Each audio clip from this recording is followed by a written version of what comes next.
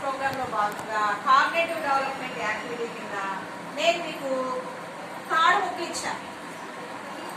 ఒకే రకమైన తాడు ముక్కలు ఇచ్చాను. ఓకేనా?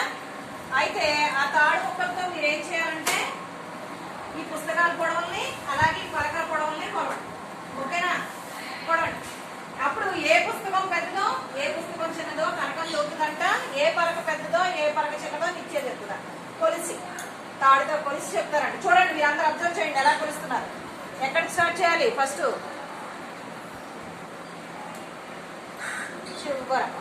ఇక్కడ పెట్టుకుని కొలు గట్టిగా ఇక్కడికి పెట్టుకోవాలి. ఇక్కడ నొక్కు. తర్వాత ఇయ్యలు తీసేసి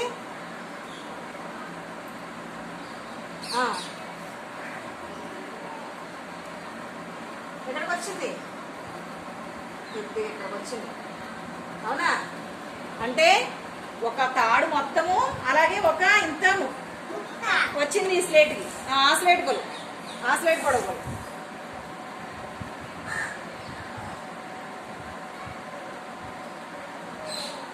ఫాస్ట్గా కొలిసింది. ఎంత ఉంది ఆ పలక పొడవు?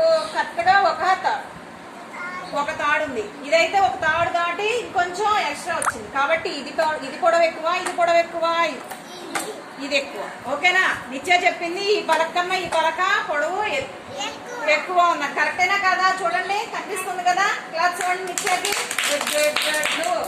కనుక పొడవు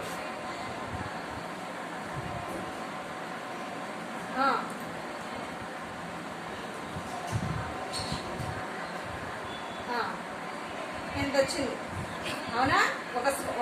ఒక తాడు మొత్తము అలాగే ఇంకా ఎక్స్ట్రా ఎంత వచ్చింది? ఏది? ఈ బుక్కి అయితే ఈ చిన్న బుక్ అయితే కొలు ఒకసారి.